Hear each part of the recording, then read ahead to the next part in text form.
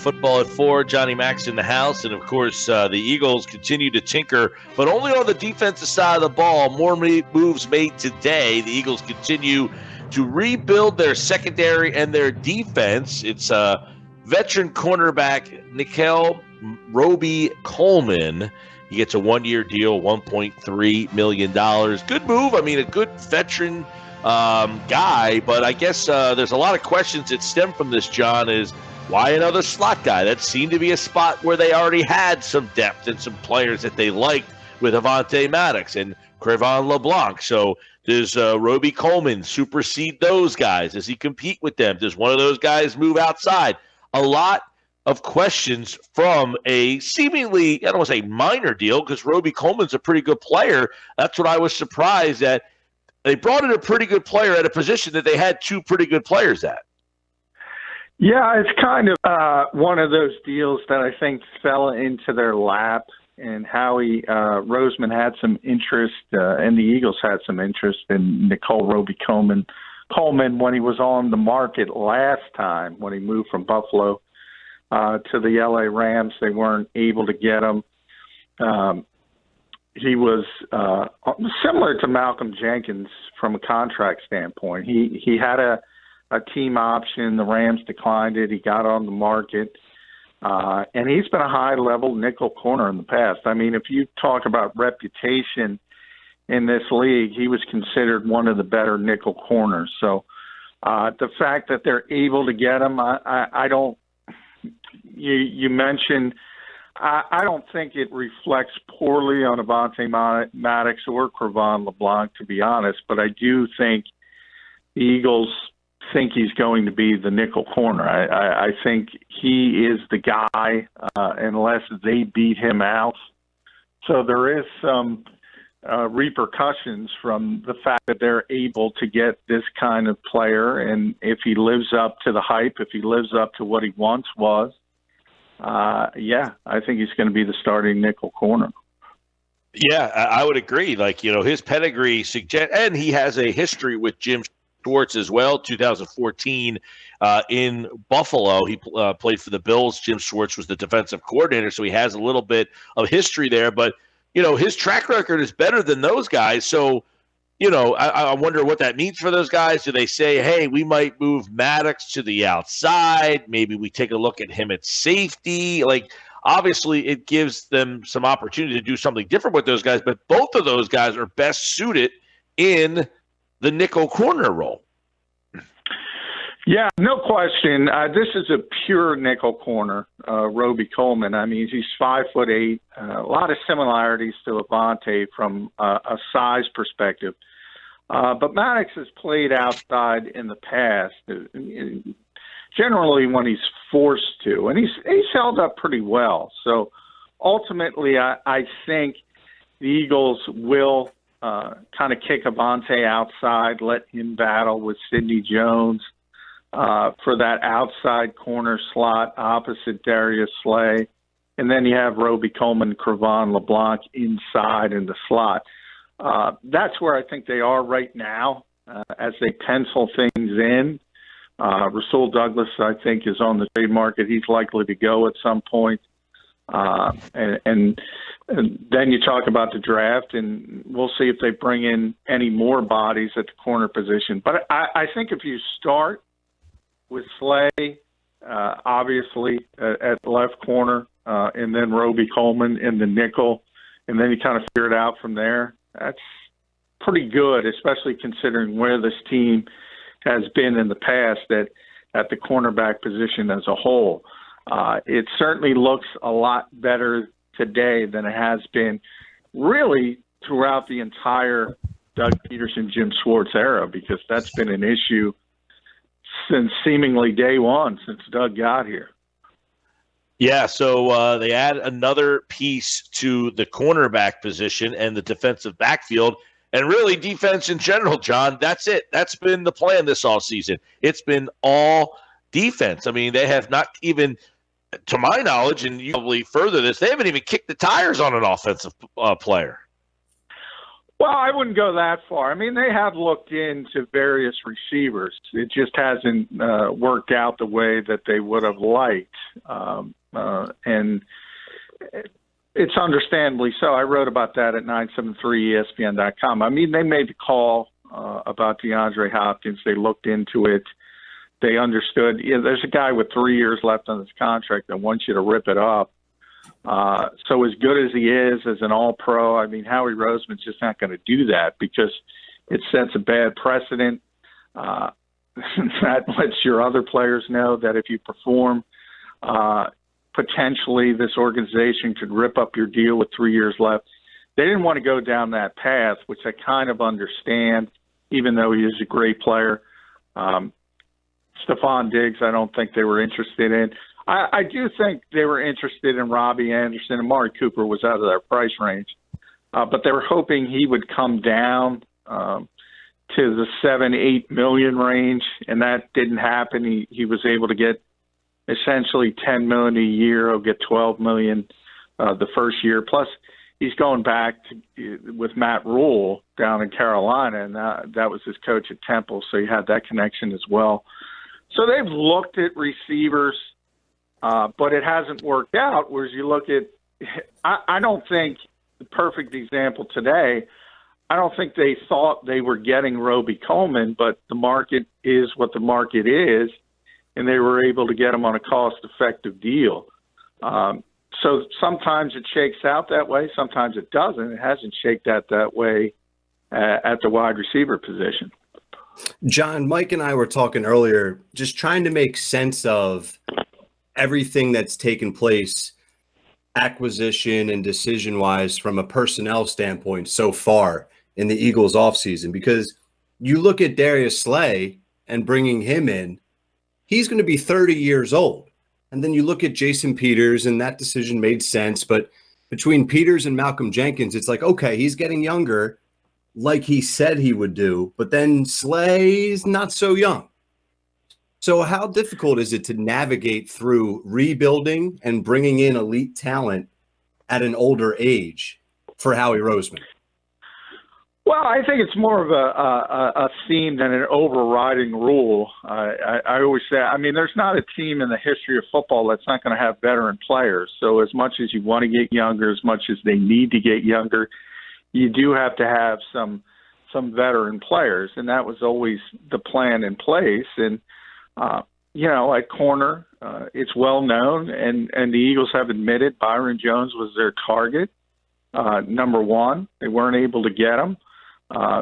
Then they moved on to Chris Harris. Chris Harris kind of confirmed that when he was on I believe Ian Rappaport's podcast. The Eagles were very interested. The Chargers came in, outbid everybody, but he's a 31-year-old guy. So it's gone back and forth. I think the issue with Slay's a much better corner than Chris Harris, but you had to give up 2 draft choices to get him. And Howie didn't want to do that because he knows he needs bodies, and he needs younger, cost-effective bodies because of Carson Wentz's contract, because of the fact he's only had 5 draft picks. And we've talked about defense. Why defense? Why defense? Well, look at the draft last year. Of the 5 picks they had, one, Sharif Miller was on the defensive side of the ball, didn't even play, essentially redshirted, couldn't get off the field. And you saw the deficiencies, especially in the back seven. I mean, this team needs to add talent on the defensive side of the football, and that's part of what has happened over the past 2 years in ignoring that side of the football. Who's the leader for the defensive side now? Well, they're hoping it's Rodney McLeod in the back seven. In the front four, it's Brandon Graham. One of the team leaders as well. Fletcher's in that. It's kind of different shades of leadership. Fletcher's a little bit more understated, but obviously leads by example, performance, whereas Brandon Graham is tremendously effusive and very verbose. So he's kind of that. I think that's easier for people to understand. Once the Eagles decided to move on from Malcolm Jenkins, that's when they decided they needed Rodney McLeod back because he sort of interned as a leader under Malcolm, and they needed some continuity on the back end. So they're expecting him to be that guy to get everybody on the same page in the back seven that Malcolm was doing. John McMullen, Football at 4, 97.3, ESPN.com. Check out his piece right now explaining the Eagles in action at wideout. You touched on it a little bit. We saw Perryman today sign. He's a guy that was a first-round pick and had a big end of his career down in Tampa last year due to some injuries. But when you go a little deeper in the inaction at wide receiver, and I would further it with all the action on defense, do the tea leaves suggest that Howie Roseman is going to load up on offense at the draft? Not necessarily. I still think if you look at the premium picks, I don't think there's any question at this stage. I mean, they almost have to take a receiver in the first round of the draft, and that's not necessarily a place you want to be because everybody else in the league understands that, knows that you have to go in that direction. So maybe ultimately they turn to a DeMarcus Robinson type or somebody like that and just bring in some kind of veteran presence so you have something to lean on. But there's no question they're going to go wide receiver. I'm not even couching it 99.9% in the first round. And then, they need linebackers. I mean, they haven't touched linebacker. And that is by far, to me, the weakest aspect of this team now that they've bolstered the secondary. So I would be stunned if they didn't take a linebacker somewhere in the second or third rounds. And less of a needed corner. I thought before this process started that a cornerback would be in that conversation as well. But now what they've done in free agency, they don't have to take a corner. That's not to say they wouldn't if they love a guy, if it's a really talented guy falls in the second round. But they don't have to. And that's the position you always want to be in when you get to the draft. And the Eagles have improved dramatically at the corner position. They haven't improved dramatically at places like linebacker and wide receiver. So those are the two obvious ones. Yeah, and it's interesting you say that because I saw your mock draft for Sports Illustrated, and I believe, if memory serves, you went with a wideout at 21, and then followed up with a linebacker, and people were kind of like, "What? A linebacker? That's just a position they don't value." But they've got three guys right now: Jatavius Brown, T.J. Edwards, and Nate Geary. I mean, there's almost no conceivable way you could go in the season with those three guys. No, and there is no conceivable way. And right now, if they went to the season, you only have essentially two starters at linebacker in the modern NFL because that nickel corner is going to play the majority of the time. So that helps. But those two starters right now are Nate Geary and T.J. Edwards. And, I mean, that's just not good enough anywhere. And I kind of said a couple days ago on the show, if you lined up all 32 teams and looked at their linebackers, the Eagles would be number 32. This is the worst linebacking corps in the NFL as it stands today. So they need to add to it, and they need a significant body who can play. And that's not Brown. He's not in that conversation. He's a special teamer. They need a linebacker who can play 3 downs. And you're not going to find one on free agency at this point. There's always the trade market, and then there's the draft. So they need to find one. There's no question. John, how do you think Howie Roseman has done this offseason in terms of adding cap, all this stuff, what we judge GMs on? I know it's still early, but, a chunk of it, we talked yesterday, like in the fantasy football world, the middle rounds is where you win. We're kind of in those middle rounds right now. So in terms of managing this cap, making this team better, keeping them competitive, how do you judge what Roseman has done? Well, managing the cap is kind of a constant with Howie. He's been at the forefront. And I put Jake Rosenberg in that conversation as well. People don't know him, but he's the director of football administration. He does contracts with Howie.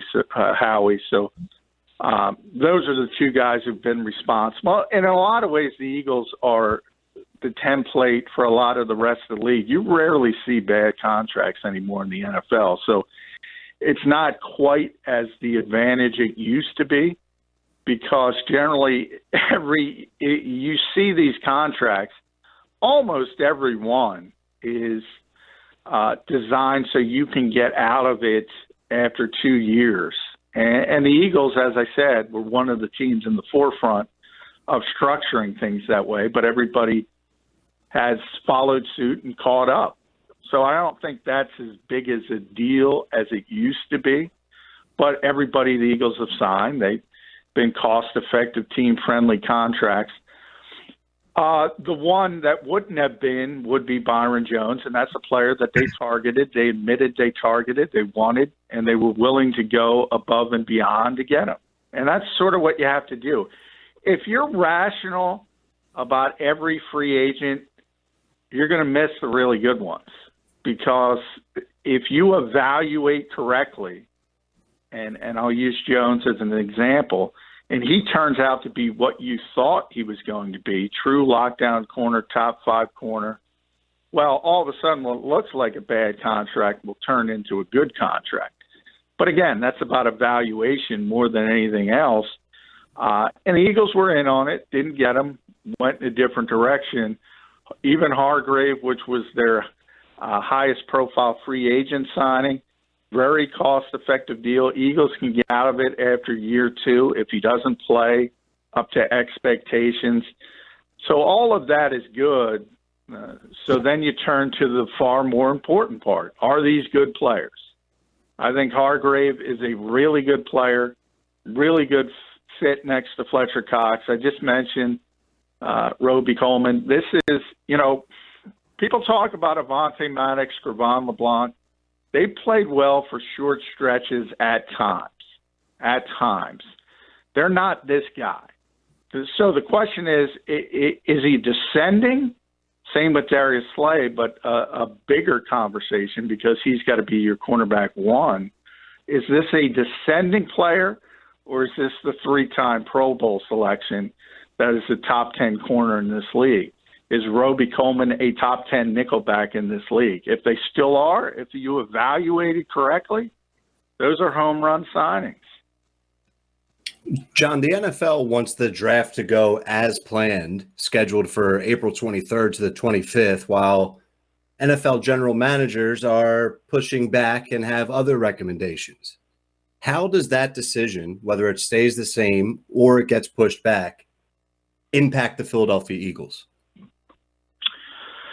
It impacts the Eagles from where they are, and the fact the Eagles have been shut down since early in this COVID-19 pandemic, whereas there are other organizations in other areas of the country that haven't been forced to shut down, and that's where the NFL kind of tried to even the playing field, even though the GMs advocated pushing things back.